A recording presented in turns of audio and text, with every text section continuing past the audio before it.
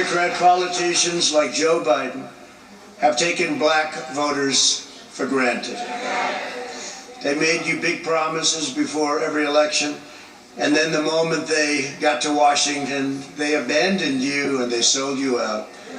The Democrat Party used you and they lied to you every single time. You know it better than anybody else knows. The Democrats will always take back the vote. What they want to do is they'll take that vote back. They want to take the black voter for granted, and they have taken the black voter for granted, and it's not fair, it's not right, and it's not going to happen. That was President Trump appealing to African-American voters during a campaign event in Atlanta on Friday, where he unveiled his second-term plan to promote black economic empowerment through the creation of 3 million new jobs, 500,000 new businesses for that community. Candice Owens is the author of the new book, Blackout. She joins me right now to talk more. And good morning to you, Candice. Thanks very much for being here. Thanks for having me. First, let me get your reaction to what you heard from the president there. I feel that there is an increasing voice coming from the African-American community talking about the president's policies. Do you believe that to be true? Do you believe that's turning into votes for this president?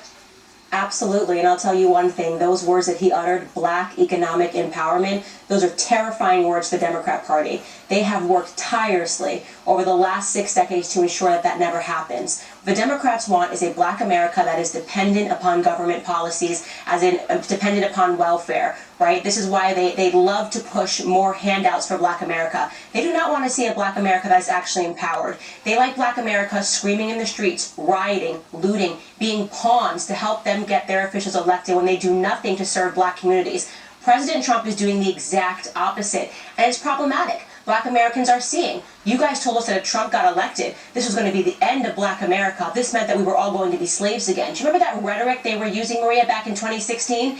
Well, it turns out it's the exact opposite. Black Americans are becoming independent, are stepping inside of the American dream that has been promised to them for decades of allegiance to the Democrat Party, but is now being delivered to them by President Donald J. Trump. And how is he delivering that, Candice? What policies do you feel are most resonating?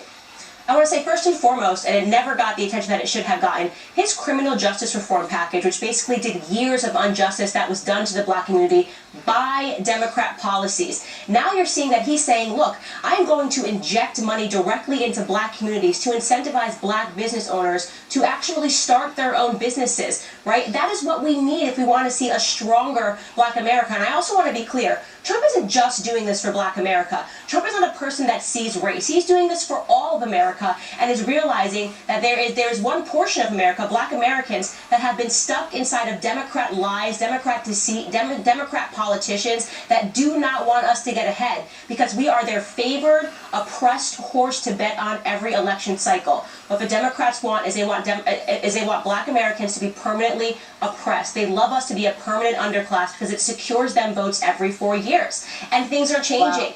The polls are showing that black Americans are turning to Donald J. Trump for solutions.